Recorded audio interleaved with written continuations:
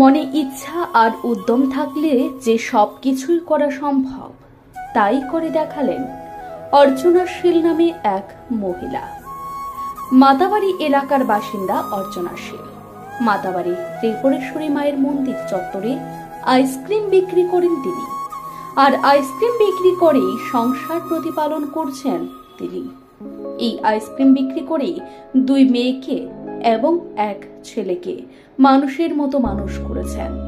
2 মেয়েকে বিয়ে দিয়েছেন, এখন 1 ছেলেকে নিয়ে তার সংসার। মুহূর্ত এক্সপ্রেসকে দেওয়া এক সাক্ষাৎকারে তিনি জানান, সৎ পথে কাজ করা কোনো অন্যায় নয়, আবার এটা কোনো লজ্জারও না। সৎ পথে উপার্জন করে পরিবার পরিজনদের মুখে দুমুঠো ভাত দিতে পারলেই সুখী।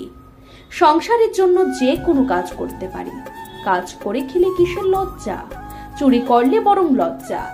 কথা বলতে বলতে কান্নায় ভেঙে পড়েন তিনি। আমার নাম অর্চনা শীল।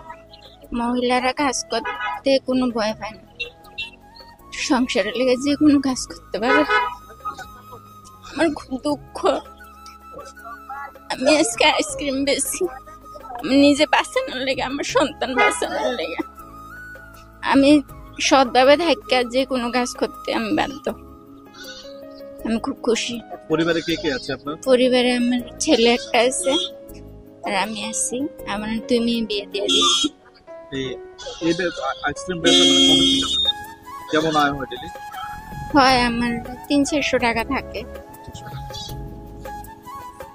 এই যে যারা অন্যান্য মহিলারা পিছিয়ে রয়েছে, যারা বেকার বলে নিজেকে দাবি করে, তাদের উদ্দেশ্যে কি বলবেন?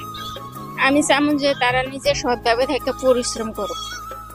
আমি সবারই এটা সবসময় সামনে কথা করি যে পরিশ্রম করুক সবাই।